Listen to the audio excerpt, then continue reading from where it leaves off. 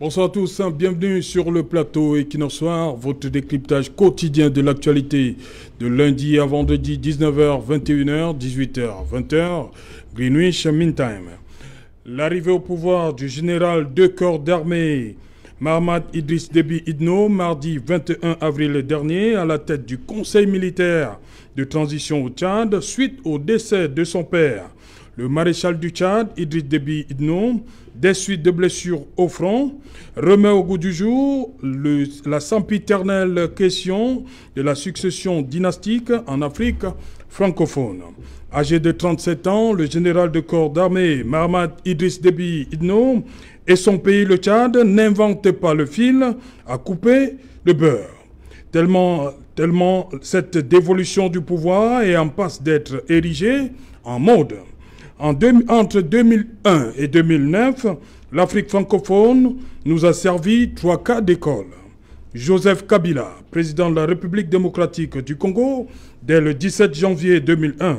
Il succède ainsi à son père, Laurent Désiré Kabila, assassiné la veille, c'est-à-dire le 16 janvier. Il reste au pouvoir jusqu'au 25 janvier 2019. Il est d'ailleurs sénateur à vie République démocratique du Congo depuis le 15 mars 2019.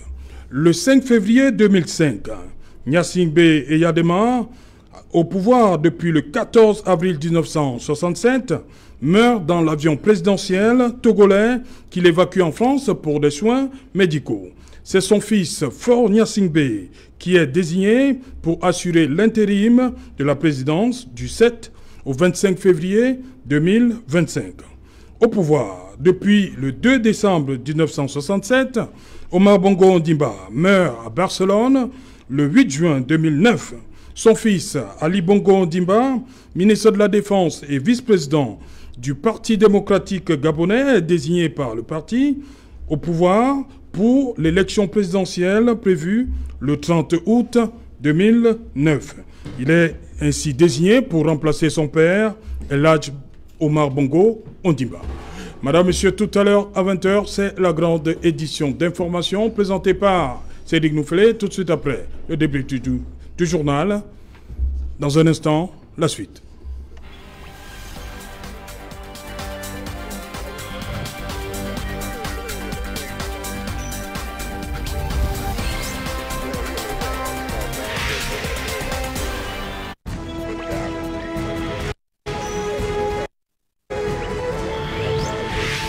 Succession dynastique au pouvoir en Afrique, faut-il s'en inquiéter? Pour tenter de répondre à cette question, nous avons invité un plateau ce soir.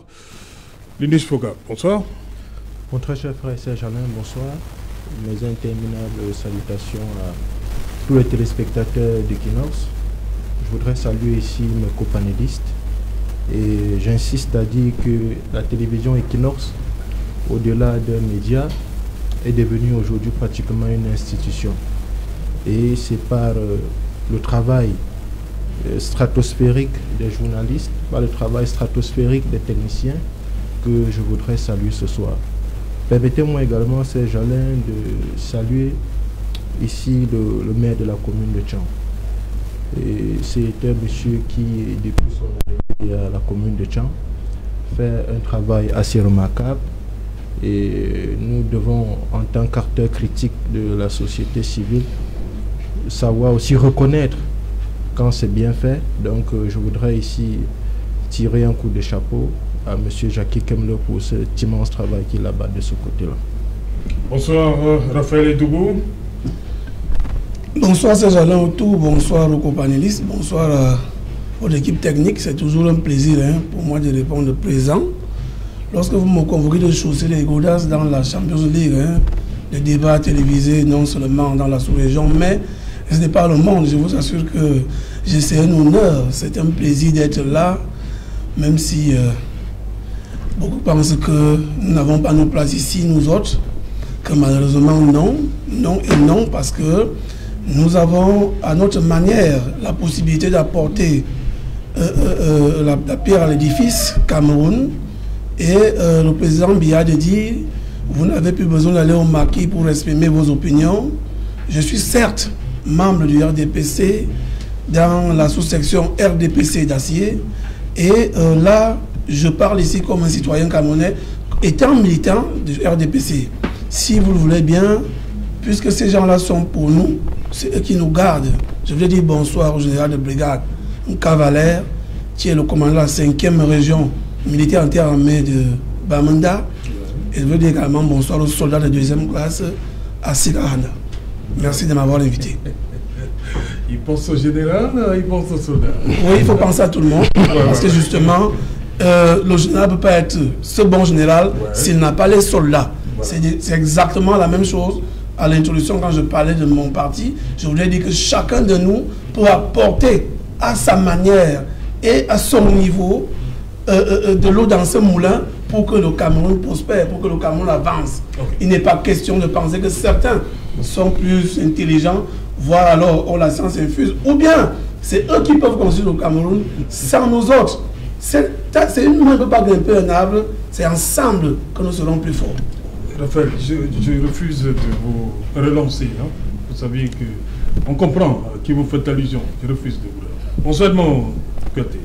Bonsoir Serge Alain, bonsoir à tous les copanélistes, bonsoir à tous les téléspectateurs. Permettez-moi de dire bonsoir singulièrement à une inconditionnelle de votre émission, Madame Fankam, du côté de Bounamoussadi. Une inconditionnelle? Ouais, parce que... les femmes s'intéressent déjà à la chose... Ah non, ça, je crois que quand elle rate une émission d'Equinox Soir, elle attrape la fièvre tout de suite. Et donc, voilà, j'ai tenu particulièrement à lui adresser un bonsoir aujourd'hui. Madame Fankam, sentez-vous saluer. Voilà. Docteur Luzin Somba, bonsoir. Bonsoir, Serge Alontou, bonsoir à tous vos nombreux téléspectateurs. Permettez-moi de saluer, si en gré, les autres copanélistes ici présents avec lesquels nous allons éclairer la lanterne des téléspectateurs sur un sujet majeur, essentiel, qui touche le pouvoir. Permettez-moi également de saluer mes fan clubs. Je vais toujours avoir la possibilité de le faire ici. Monsieur Kanke François du côté des Tam Tam Week-end à Yaoundé, qui m'a reçu avec tambour et trompette, et il me promet de mettre le fan club Dr Luzin Somba qui nous soit d'ici la semaine prochaine. Donc je salue également Madame le maire de la ville de Bafia, qui est entre Madame Zintiem Marthe, qui fait un travail assez remarquable. J'espère que d'ici peu, notre ville de Bafia sera, surtout là, le Maminubu, sera une ville de référence. Voilà, docteur Luison, je reste avec vous. J'ai pris, après le cas du général du corps d'armée Mahamat Idriss Déby Itno, j'ai pris 3 autres cas de fils de président qui remplacent leur père. Cette succession dynastique à la tête des États. Est-ce que le cas Kabila, le cas Faure Gnassingbé, le cas Ali Bongo Ondimba, est-ce qu'ils peuvent tous être logés à la même enseigne? Ce genre-là autour, la question que vous posez nous plonge au cœur du constitutionnalisme africain, c'est-à-dire du mouvement que suit notre constitution. Vous savez, la constitution du temps, c'est la norme fondamentale de l'État. C'est au sein de cette constitution qu'on trouve toutes les solutions s'agissant de l'exercice, de la transmission et bien entendu de la passation du pouvoir. Vous vous rendez donc compte que la question que vous posez nous situe donc là, c'est-à-dire sur l'autorité de la norme constitutionnelle.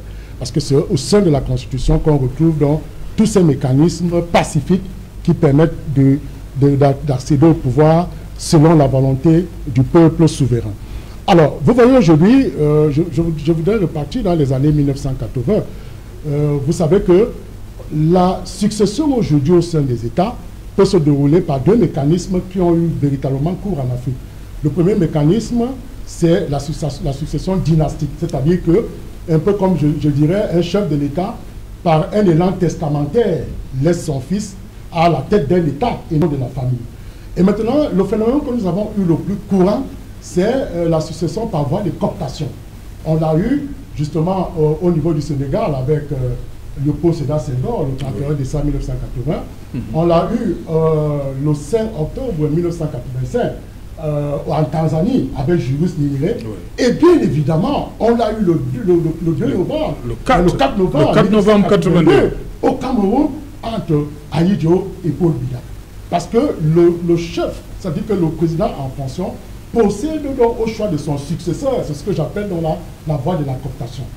Alors, Le dauphin, on peut aussi dire. bon, oui, le dauphin constitutionnel. Oui. Alors, ce qu'on observe aujourd'hui, c'est que les présidents en poste ont donc cette manière de trouver donc des stratégies sous la complicité de la Constitution, de pouvoir mettre en place leur fils. Et quand on parle de succession dynastique, ça peut se faire du père au fils, de manière stricte, mais comme ça peut se faire de l'oncle au cousin ou de l'oncle au neveu, parce qu'on l'a aussi vu dans certains cas. Ouais. Alors, aujourd'hui, la question qui se pose, qui est d'ailleurs fondamentale, vous savez, ces successions dynastiques ont un problème qui naît. C'est que, à travers là, on tue trois choses. On tue la démocratie, parce que une succession dynastique ne peut défier que toute exigence et toute logique démocratique. On tue l'élection, parce qu'en fait, l'élection n'a plus de sens si on peut procéder à la tête de l'État par une succession dynastique. Et enfin, on tue la culture démocratique. Ça amène les gens à ne plus aimer la démocratie. Parce que pour le cas du Gabon et le cas du Togo, il y a eu élection. Après, oui, mais bien entendu, et c'est là qu'il faut relativiser. C'est là qu'il faut relativiser pour indiquer que si l'office est démocratiquement choisi par le peuple, là, la succession est normale. On ne pourrait pas parler d'une succession dynastique. Parce que l'élection, c'est la source des désignations souveraines des dirigeants d'un État. Alors si cela est fait par la voie élective, à mon sens, ça respecte les exigences démocratiques et républicaines, là, il n'y a pas de problème. Mais si c'est hors de ça, et vous voyez aujourd'hui qu'à partir de cela, il y a une résurgence depuis 2000 d'un phénomène qu'on croyait disparaître, qui est la résurgence des coups d'État. Parce que le verrouillage démocratique amène les uns et les autres à comprendre que si on ne peut plus choisir les hommes par la voie des élections et compter sur la voie des successions dynastiques, alors là, on tue le peuple, on tue la démocratie. Edmond Kouyaté, coup d'État au Togo, hein, en 2005, on a parlé de coup d'État institutionnel, constitutionnel, si vous voulez. Mais il y a aussi les coups d'État militaires pour amener les fils au sommet de l'État. Disons qu'après la brillante et non moins éloquente analyse du docteur Essomba, à qui j'ai dit encore bonsoir d'ailleurs, ça fait quelque temps qu'on ne s'est pas vu, il faudrait faire une analyse d'abord de principe. C'est-à-dire que sur le plan principiel, il n'y a aucune loi, aucun règlement qui interdit à un fils de chef d'État, n'est-ce pas, d'être, n'est-ce pas, d'aspirer à accéder à la magistrature suprême. Ça, c'est sur le plan du principe. Mais maintenant, notre problème, le problème qui se pose ici, et je crois que c'est là le fond de la thématique de ce soir, c'est est-ce que leur accession au pouvoir respecte la Constitution? Est-ce que cela se fait de manière constitutionnelle? Donc, la substance de la thématique, c'est la constitutionnalité de la chose. On va prendre le cas, par exemple, de la RDC. Ce n'était pas le cas, c'était un coup d'État. On a assassiné le père, on a remplacé... Voilà. On a au Gabon, il y a eu une espèce d'entourloupe institutionnelle, je vais dire ça comme ça. On a tout fait. Non, vous pensez, Ali Bongo était ministre de la Défense et aussi vice-président du PDG. Oui, c'est le parti qui porte Ali Bongo Ondimba. Ben, je dis qu'il y a eu il y a eu une entourloupe institutionnelle, parce que ce qu'il faut savoir, c'est que là, quand on parle de la Constitution, le texte fondamental, la loi cadre, ça veut dire qu'il ne faudrait pas que les gens essayent de tripatouiller. Une fois que vous tripatouillez, une fois que vous enlevez un seul iota, une seule virgule, quand vous déplacez la moindre des petites virgules pour faire profiter, ce n'est plus la Constitution. C'est-à-dire que vous avez manipulé, c'est pour ça qu'on parle de, n'est-ce pas, de triturer la Constitution en faveur de quelqu'un. Ce n'est plus la Constitution. Vous allez prendre le cas au Togo avec Faure Gnassingbé, qui, à l'époque, après la mort de Yadema, a envoyé, n'est-ce pas, celui qui était le président de l'Assemblée. On l'a envoyé en mission à l'extérieur et on a fermé les frontières. Et par derrière, on a organisé une parodie d'élection et le président Faure Gnassingbé est devenu, justement, il a accédé à la magistrature suprême. Je vous rappelle qu'à la clé, il y a eu 3000 morts minimum. il y a eu 3000 morts parce qu'il y avait des révoltes populaires, il y en avait qui ne voulaient pas. On a vu des bureaux de vote être envahis par les militaires. Exact. Les urnes ont été emportées de force, à coups de calache et autres. Donc voilà, après vous ne pouvez pas dire qu'il a été élu, il a été choisi par le peuple. Non, c'est une parodie d'élection qui, n'est-ce pas, n'a rien de démocratique.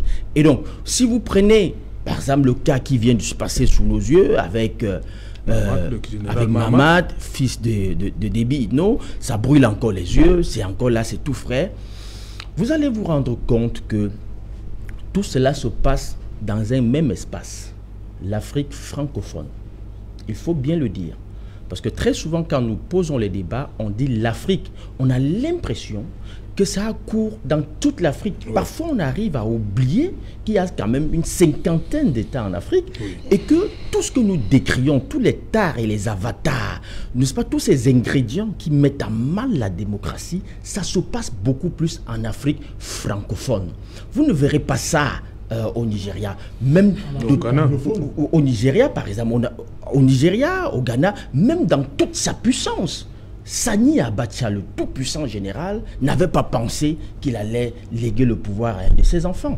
Vous allez voir, même Jerry Lawrence, qui a été tout-puissant au Ghana, il a pensé qu'il allait, n'est-ce pas, après avoir fait un coup d'État, il a pensé qu'il allait nettoyer ce qui, pour lui, freinait l'avancée, le développement du Ghana. Et il a dit, je m'en vais, j'organise une transition et je laisse les civils. Et depuis lors, ça se passe très bien. Mais vous allez vous rendre compte que tout ce que nous décrions, tout ce que nous disons, tous ces blocages, toutes ces chaînes qui, n'est-ce pas, empêchent le décollage, que ce soit démocratique, que ce soit économique, que ce soit social, de nos pays, ça se passe dans l'espace francophone. Et donc, vous avez un acteur caché, un acteur, n'est-ce pas, je vais dire, qui est tapis à l'ombre et qui tire les ficelles dans l'ombre. Vous avez vu le tout-puissant Macron, disons comme ça, entre griffes, le tout-puissant Macron débarquer au Tchad pour adouber, n'est-ce pas, le fils du général, le fils du maréchal Déby, lui-même devenu général à 36 ans. On ne sait pas trop comment, quelle était sa promotion, sorti de l'école en 2006, il se retrouve général à 37 ans, devant des généraux, devant ceux qui ont porté son père au pouvoir, parce qu'il faut dire qu'en 89, ceux des généraux qui avaient accompagné son père entre 88 et 90, date à laquelle il accède au pouvoir, ils sont encore là, ceux qui avaient combattu en première ligne avec Hassan Djamous et autres, parce que Déby était derrière. Donc ceux qui étaient à l'époque dans l'armée qui avaient combattu, ils sont encore là, ils sont des généraux. Bon, eux au moins, ils ont l'autorité de l'âge. Pourquoi on n'a pas choisi par exemple parmi ceux-là? Et donc vous devez comprendre que en toile de fond, il y a quelque chose qui s'implémente, c'est ce que nous appelons la France-Afrique. C'est-à-dire on veut se rassurer qu'on a des hommes qui obéissent, qui vont, n'est-ce pas, pérenniser un système. C'est le système, ce que nous décrions tous, qui tue notre continent, c'est la France-Afrique. Okay. Je le dis encore, sur le plan du principe, ils ont le droit, si jamais un de ses fils, on l'a vu aux États-Unis, et un Bush-fils a succédé à un Bush-père. Mais la condition, ce que nous disons, si un enfant, fut-il fils de chef d'État, peut s'affranchir du cocon familial, porter un projet de société sur la base d'un programme bien ficelé, bien élaboré, qu'il vend à une société, si la population souscrit et les lit démocratiquement, ça ne pose sur le principe mais alors aucun problème. En SCA, il y avait plein de fils d'anciens chefs d'État qui étaient candidats par exemple, à l'élection de décembre. Il y avait le fils de Bokassa, il y avait le fils, il y avait le fils de Patassé qui était, si tu es porteur d'un projet, comme tout citoyen, c'est pour ça que j'ai dit que sur le plan du principe, il n'y a aucune loi, n'est-ce pas, qui interdit à un fils d'un chef d'État ou d'ancien chef d'État d'être candidat. Mais il faut être porteur, il faut que cela se passe comme avec tout le monde, c'est-à-dire que vous êtes porteur d'un projet que vous vendez si jamais le peuple qui élit, en dernier ressort, s'il estime que ce projet est salutaire pour la société et qu'il souscrit, évidemment, ils vont vous porter à la tête de la magistrature suprême et ça ne posera pas de problème. Raphaël Ndougo, sur cette dévolution dynastique du pouvoir que on constate, surtout en Afrique francophone, il faut le dire, pas surtout, est-ce que ça vous pose un problème? J'ai demandé tout à l'heure, est-ce que le cas, ce qui s'est passé au Gabon, peut être comparé à ce qu'on a vu en RDC? On sait que Ali Bongo Ondimba est un ministre de la Défense au Gabon de 1999 à 2009. Lorsque son père meurt, le 8 juin 2009, il est ministre de la Défense et vice-président du PDG. Mais le parti l'investit comme candidat à l'élection qui devait se tenir le 30 août 2009.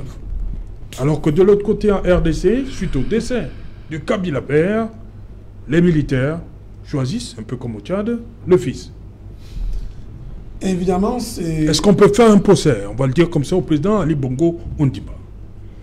Je pense que non. Non, parce que, vous l'avez si bien dit, nous nous souvenons que c'est Dame Francine Rogombe qui était présidente du Sénat par intérim, et qu'on a organisé l'élection, et le parti a investi M. Ali Bongo.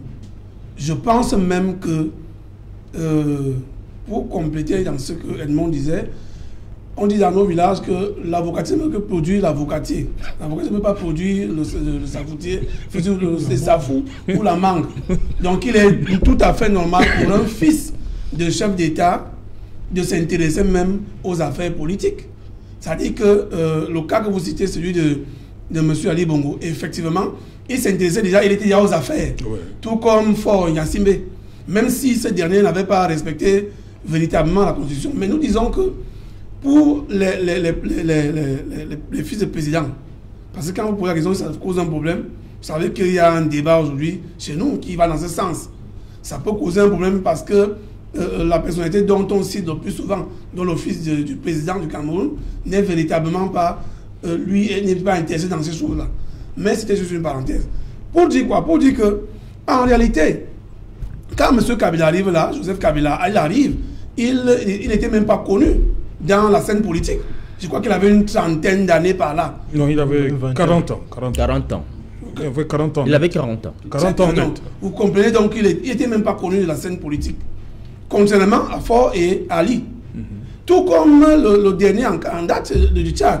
Vous avez quand même vu, même bien que moi-même je m'interroge sur l'évolution des grades dans les forces armées tchadiennes. Parce que, honnêtement, ce monsieur déjà général de corps d'armée, il allait très vite. Mais nous l'avons vu aux côtés de son père. Comme son père était lui-même maréchal, et avait l'habitude d'aller sur le terrain, on voyait ce jeune homme-là déjà avec son père. Ça veut dire que certainement son père le préparait déjà dans ce sens. Et que lui-même, il était déjà prédisposé à être ce qu'il est là. Nous lui souhaitons bon vent, nous pensons que peut-être il peut apporter la camille. Le véritable problème dans l'ensemble, c'est qu'est-ce que ces fils de chef d'État apportent de nouveau? Le souffle nouveau après le décès de leur papa.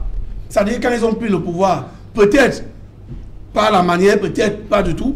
Qu'est-ce qu'ils ont apporté de nouveau? Nous avons connu tout le problème. Nous avons vu tout le problème à la RDC. Tout le temps que Kabila est là, je pense que la RDC est de rester totalement, on va les diviser. Ça n'a pas été très facile au Gabon même, pour revenir à votre question, puisque à la dernière élection, vous avez vu les difficultés que Jean Ping a eues avec Ali Bongo. Aujourd'hui même, c'est déjà très difficile même pour les autres fils d'arriver ne serait-ce qu'au Gabon. Est-ce que donc, à ce niveau, on peut dire que M. Ali... Non, vous parlez d'un cas, hein, Junior Bongo Ondimba. Justement, c'est pour dire quoi? C'est pour dire que... Qui n'a pas pu arriver au Gabon parce que...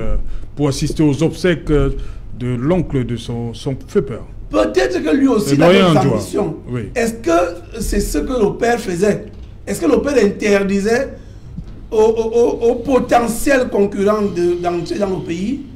Et c'est ce dont je pense que si ces gens-là peuvent nous apporter, parce que ce que le peuple veut, c'est que quand le président arrive, il arrive, comme Edmond a dit, avec un projet de société qui va améliorer, qui va changer la vie du peuple. En ce moment-là, le peuple peut même oublier qu'il est entraîné par les armes. Vous voyez aujourd'hui, quand ils disent, moi comme il est mort là, Idriss a voulu changer les choses. Mais sauf qu'une partie de son pays se plaignait du fait qu'il a centralisé les affaires sur lui-même et y compris sa famille. Même ses propres frères qui l'ont aidé hier à y arriver. Donc, Est-ce que ces successeurs-là, des pères, peuvent nous apporter un plus? C'est là où moi je m'interroge. Est-ce que ces gens-là, nous pouvons donc citer les exemples que ici, tel a apporté un plus pour le pays, donc ça veut dire que ça ne dérange personne que le fils du chef d'État soit candidat ou bien arrive au pouvoir. Et Edmond le disait tout à l'heure justement, il y a ce problème de l'Afrique francophone. De l'Afrique francophone parce qu'en ce moment, on peut donc se dire, est-ce que cette France-Afrique-là, c'est pour continuer à avoir la même mise, à avoir l'œil sur la richesse de nos pays, en mettant la personne qui est facilement contrôlable? C'est donc cela qui peut embêter. Mais en toile de fond, nous pensons qu'un fils de paysan doit même être un homme politique, parce que de toutes les façons, Laurent ne peut pas produire l'avocat. Voilà. Linus Fogap, le cas du Tchad nous interpelle une fois de plus. Il y a ce qui est arrivé au front, le fils succède, toutes les institutions sont mises en berne, comme j'aime à le dire. Et qui est-ce qu'on choisit? Le fils du maréchal du Tchad, Idriss Déby Itno, pour remplacer son père. Parce que certains disent là-bas que c'est parce que la situation sécuritaire, il fallait quelqu'un, un militaire, pour faire face à ce qui prévaut au Tchad comme situation sécuritaire. Mon très cher frère Serge Alain, je voudrais d'abord rendre un hommage au maréchal Idriss Déby Itno. C'est un véritable soldat qui est tombé sur le champ d'honneur. Et c'est un monsieur qui a fait beaucoup de choses. Il a fait des bonnes choses, il a également fait des mauvaises choses. Mais puisqu'il n'est plus là, on ne retient que les bonnes choses de lui. Je voudrais ici convoquer l'histoire pour retenir l'appui. On ne peut plus important que le maréchal du Tchad nous a apporté à un moment donné où on était sérieusement menacé en ce qu'on a appelé la crise du Boko Haram. Il a fait pour le Cameroun, il a fait pour le Mali, il a fait pour le Niger et ainsi de suite.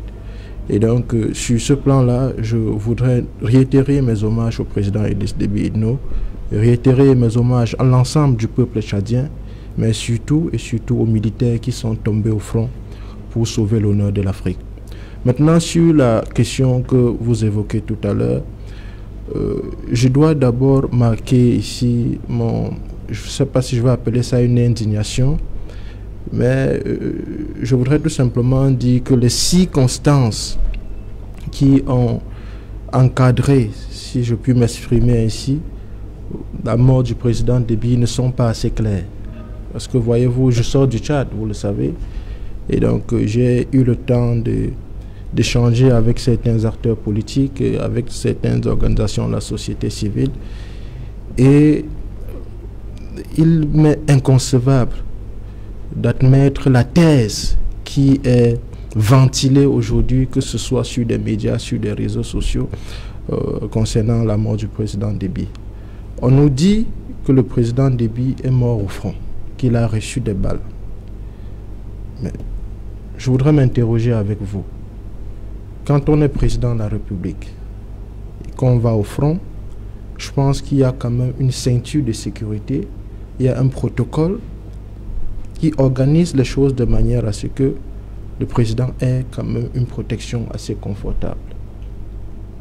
On ne peut pas comprendre que le président est mort au front sans toutefois nous parler d'autres soldats qui aussi ont, ont reçu des balles et qui sont tombés au champ d'honneur. Je m'attendais à voir lors des hommages des généraux qui sont tombés, colonels, les soldats et autres, comme cela se fait naturellement dans la tradition. Mais ce n'est que le président Déby. Nous devons faire une réflexion collective là-dessus. Donc cette fameuse thèse, je voudrais qu'on essaye les enquêtes. Je profite de l'occasion pour demander modestement. L'Union africaine parle d'assassinat du maréchal du Tchad. Oui. Dans son communiqué. Oui, l'Union africaine parle d'assassinat, c'est déjà quelque chose. Cela veut dire que peut-être la thèse qui a été ventilée n'est pas admise de ce côté-là. Et donc, il faudrait qu'on aille un peu plus loin pour comprendre pourquoi et comment le président Déby est mort. Bon, maintenant... Voilà, ça c'est... On a déjà épilogué. Restons maintenant sur ses fils. Mahamad, le général Mahamad, qui est en passe de... Parce qu'on parle de 18 mois, rien ne nous dit que ça ne va pas se faire comme dans les autres pays. Oui, c'est Jalin, moi je voudrais... Est-ce que le général Mahamad n'est pas parti comme ça pour rester à la tête du Tchad? C'est Jalin, moi je voudrais pas faire une fixation sur le Tchad. Je voudrais on a pris d'autres cas. Hein. Oui, justement, j'en viens. Je ne veux pas faire une fixation sur le Tchad, même si je vais parler du cas du Tchad dans mes analyses. Je veux simplement vous faire remarquer qu'il y a des pratiques politiques homologuées en Afrique centrale. Vous avez cité les cas ici, Edmond a pris des exemples.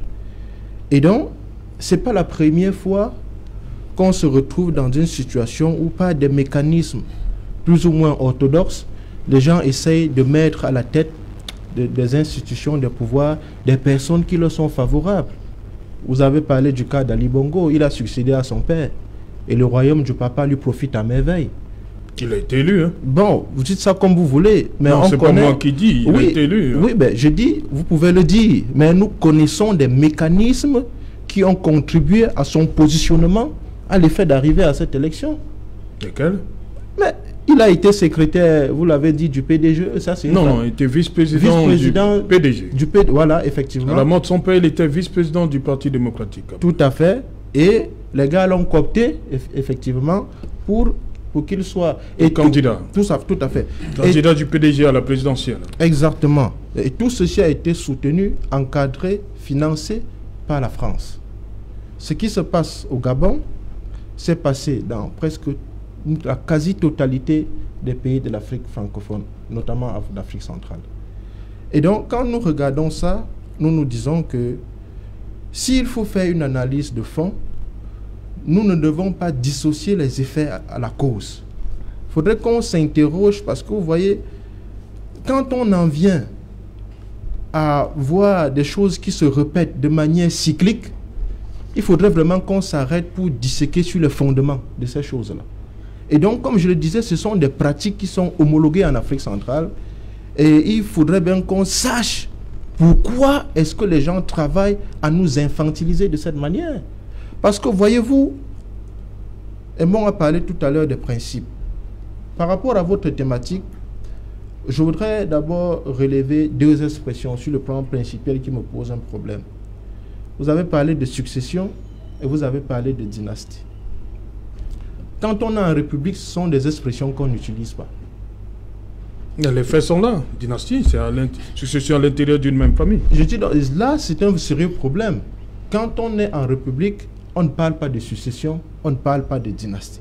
Si les gens veulent nous ramener dans un système politique moyenâgeux, mais qu'on signe, qu'on s'accorde là-dessus, qu'on homologue ça, qu'on officialise, et qu'on sache dorénavant qu'on est dans une dynastie ou dans une monarchie, je ne sais pas quoi, et puis on va transmettre le pouvoir de père en fils. Je vous prends l'exemple du Maroc, c'est une monarchie constitutionnelle. Ouais. C'est reconnu. Mais donc, si on veut aller dans ça, qu'on aille dans ça et qu'on officialise cela. On ne peut pas dire qu'on est dans un État démocratique, dans un État où il y a une constitution, et que les gens se permettent de fouler... Ça, c'est un piétinement constitutionnel. Et que nous ne pouvons pas accepter.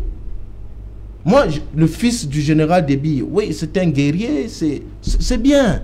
Mais il y a une constitution qui dit à l'absence du président de la République, c'est le président de l'Assemblée nationale qui prend le devant. Ouais. Donc, visiblement, il y a un coup d'État au Tchad. Il ne faudrait pas chercher de midi à 14h. Il y a un coup d'État. Et quand on évoque cette thèse de coup d'État, les gens nous disent que non, le président de l'Assemblée nationale a démissionné. Voilà. Mais la constitution tchadienne, l'article 81, ne s'arrête pas au niveau, au seul président de l'Assemblée. Du vice-président. Du vice-président. Voilà. Qu'est-ce qu'on a fait du vice-président de l'Assemblée nationale du Tchad? C'est très compliqué ces affaires-là. Pourquoi? C'est du banditisme politique. Et je veux vous dire, quand on dit que le président de l'Assemblée nationale a démissionné, j'ai des doutes. Pourquoi? Parce que quand on suit la chronologie des événements... Oui. Entre samedi et mardi. Oui. Le président, je n'ai pas vu une lettre où le président a dit « Moi, je démissionne ». Ce sont des supputations. Et c'est le lendemain qu'il prend acte. Est-ce qu'il a démenti le fait qu'on ait annoncé comme ça qu'il a démissionné? Je dis, je n'ai pas constaté. Normalement, le président de l'Assemblée nationale, une fois informé, devait faire un communiqué officiel pour dire que je suis actuellement en train de démissionner parce que je ne peux pas gérer le pays tant. Il ne l'a pas fait. Mais il a plutôt pris acte de ce que le Conseil militaire de transition, d'après la dissolution de l'Assemblée nationale, la dissolution du gouvernement et tout ça, il a pris acte. Donc, moi, je pense visiblement que c'est un coup d'État. La deuxième chose, sur le plan principal que je voudrais évoquer, c'est le cas de la souveraineté. Le débat que nous menons ici actuellement pose un problème de la souveraineté. C'est le peuple qui est souverain, c'est le peuple qui a le pouvoir. Et ce peuple a délégué ce pouvoir aux députés pour voter des lois, arrêter une constitution. Les gens ne peuvent pas se permettre de balayer cette constitution comme ça du revers de la main. Ça c'est un point. L'autre point de la souveraineté, c'est ce que le professeur, comment on l'appelle, le professeur Kakou appelle le triangle de la souveraineté. La monnaie, le militaire et le droit. Vous avez vu ce qui s'est passé au Tchad. Ce qui se passe au Tchad depuis des années. Des coups d'État ou des rébellions qui se multiplient.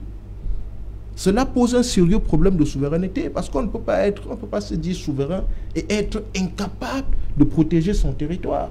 Et ça, c'est un débat sur lequel nos dirigeants doivent pousser la réflexion. Ok. Voilà, docteur Lucien Issomba, si on s'intéresse de près au cas du Togo, le président Gnassingbé Eyadema, qui s'appelait au début Étienne Eyadema, il préférait Gnassingbé Eyadema, il tente déjà de modifier, il modifie même la constitution en 2002, parce que son état de santé ne lui permet pas, il se disait au cas où il n'est pas candidat à l'élection 2003, il l'a préparé fort. Et on ramène l'âge de 45 à 35 ans. L'âge que Faure avait en 2003, l'année de l'élection. Donc, vous êtes d'accord que c'est des choses pensées, c'est-à-dire que le père pense, il crée un chemin pour son fils? C'est alors que je voudrais faire une précision qui me semble de taille pour la compréhension de ce sujet majeur, comme je l'ai indiqué en début du propos, pour dire que dans une république, entendue comme gouvernement au sein duquel la propriété de l'État appartient à tous, et la res publica, c'est-à-dire que la chose appartenant à tous, ce qu'il faut pouvoir dire, c'est que lorsqu'une succession est dynastique, et même si elle est préparée sur des subterfuges constitutionnels, comme ce que vous venez d'évoquer, ça fait mal à l'idée de la République. C'est-à-dire qu'en réalité, la qualification qui est donnée à ce moment-là veut dire que nous sommes dans une République monarchique. C'est clair. C'est-à-dire qu'en fait, sur le plan républicain, même si ce n'est pas la voie de l'élection, ça pose un sérieux problème parce que les gens vont estimer que la République n'est plus une République ouverte, mais c'est une République close au sein d'une famille. Et ça donne donc l'idée, en fait, que la République n'est plus une République ouverte, mais si nous sommes dans une République close ou renfermée, tel que le disait le professeur Joël Aivo, pour indiquer que dès que la succession se fait de cette manière, il faut pouvoir croire que nous sommes dans une république monarchique. Maintenant, je dis ceci sur le plan démocratique. Il n'est pas exclu que le fils d'un chef de l'État soit élu démocratiquement. Et il faudra venir le dire. Le peuple, c'est l'agent de la souveraineté. C'est-à-dire que agent de la souveraineté, source souveraine du pouvoir. C'est-à-dire que c'est le peuple, en réalité, qui choisit les dirigeants du pays. Donc c'est pour indiquer que ce qui se passe aujourd'hui, c'est la faiblesse de l'autorité de la norme constitutionnelle. Nos constitutions en Afrique sont devenues des gadgets, sont devenues un peu comme des camisoles. Des camisoles qu'on monte dans les champs pour effrayer les oiseaux, pour que ces oiseaux-là ne mangent pas le maïs. Les épouvantails. C'est exactement la même chose. Regardez aujourd'hui, la règle d'or en Afrique, c'est la longévité au pouvoir. Et pour davantage assurer cette longévité au pouvoir, il faut passer par un mécanisme constitutionnel qui vient en réalité masquer tout cela. C'est-à-dire que ce que j'appellerais, comment je vais le dire, un habillage constitutionnel qui vient donc couvrir cela en disant par exemple que, ok, l'âge est ramené à 33 ans ou à 35 ans, pourtant l'âge initialement prévu était 45 ans. Vous voyez donc que c'est la faiblesse de notre constitution. Et aujourd'hui, les constitutions en Afrique ne sont plus vénérées, elles ne sont plus magnifiées, elles ne sont plus respectées. C'est-à-dire que à la moindre escarmouche, c'est-à-dire que la moindre crise, allez, la constitution tout est directement frigorifié. C'est-à-dire qu'on la met entre parenthèses, soit on la suspend, comme c'est le cas aujourd'hui au Tchad. C'est-à-dire que rien n'est... Imaginez la subterfuge. La constitution est claire en ses dispositions pertinentes qu'en cas de décès, c'est-à-dire, disons, en cas de vacance c'est le président de l'Assemblée nationale qui assure pas l'intérim, mais la suppléance. Parce que la véritable expression technique, ce n'est pas l'intérim. Non, c'est la suppléance. C'est-à-dire qu'il assure la suppléance.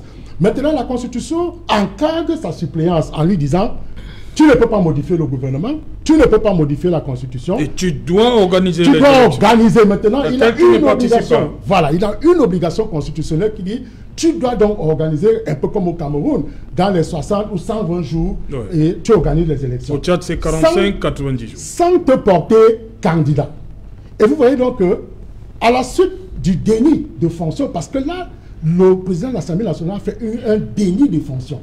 Il doit occuper le poste, il dit non, il ne peut pas. Pourtant, rien ne lui exclut de prendre le poste et de prendre des mesures exceptionnelles, ce qu'on appelle la légalité d'exception. C'est-à-dire qu'il peut décréter un état d'urgence ou décréter un état d'exception s'il estime que la situation sécuritaire a véritablement pris un coup.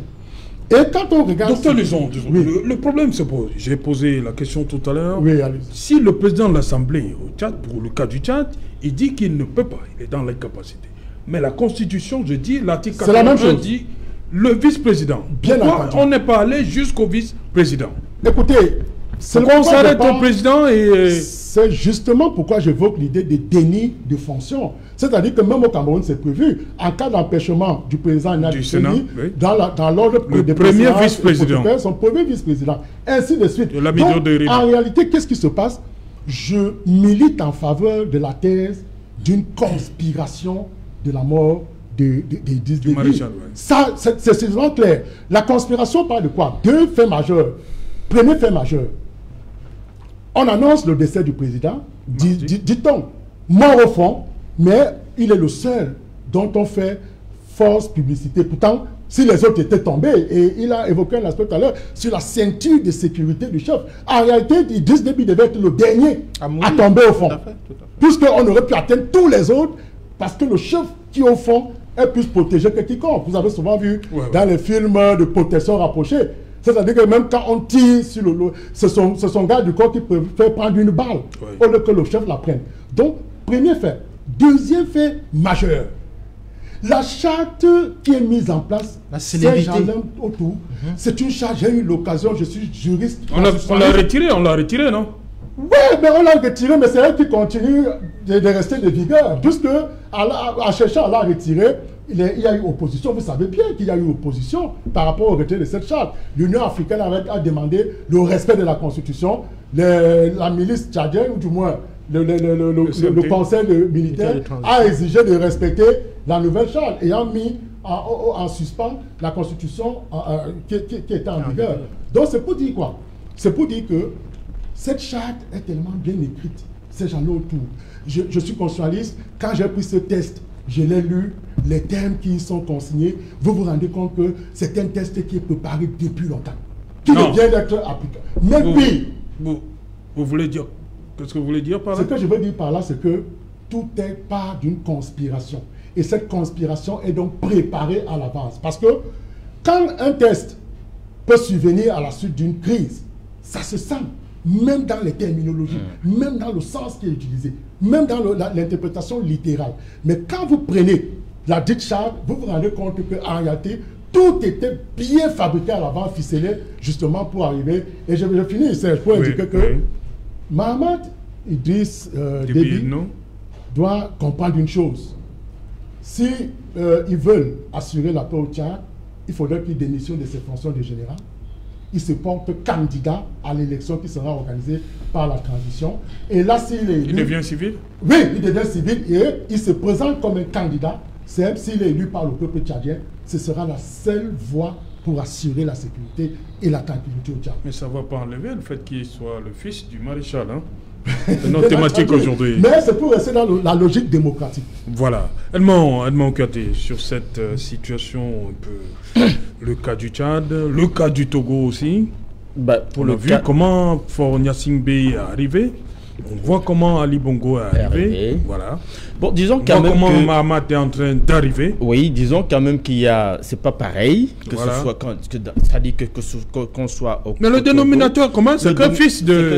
Il remplace leur père. Oui, c'est ça le dénominateur commun. Oui, dénominateur. Chacun au moins, Eyadema est mort de sa belle mort. Oui. Au moins, Ali Bongo est mort de sa belle mort. Non, Omar Bongo. Omar Bongo. Ondimba, il a finalement eu plusieurs noms. Donc, eux au moins ils sont morts de leur belle mort. Mais pour le cas de la RDC, c'était un coup d'État, c'était un assassinat. Et je suis d'accord avec tous les autres pour dire que pour le cas du Tchad, c'était un assassinat planifié. Planifié et exécuté. Mais cette fois-ci, est-ce que Mahamat Déby était mêlé à cela? C'est la question que je continue de me poser. Mais au moins, les faisceaux d'indices, et ils en ont recoupé plusieurs, les faisceaux d'indices que nous avons en ce moment nous permettent d'affirmer que l'assassinat de du maréchal Déby était prévu, était planifié, n'est-ce pas, de longue date. Si on doit encore continuer, par exemple, à recouper, si vous voyez sa dernière campagne qu'il a faite au stade, il a signé son arrêt de mort. Parce qu'il fait cette campagne après qu'il ait reçu, n'est-ce pas, au Tchad, 3 personnalités importantes. Jean-Yves Le Drian, Madame Parly, ministre de la Défense, et Jean Castex, Premier ministre. Tous sont venus lui demander le renouvellement et le renforcement, n'est-ce pas, des bases militaires, des accords, n'est-ce pas, qui permettent à la France d'installer ses bases. Permettez, d'accord. On revient après le journal, madame, monsieur. Dans un instant, le 20h de Cédric Mouffelé, et avant cela, la pub.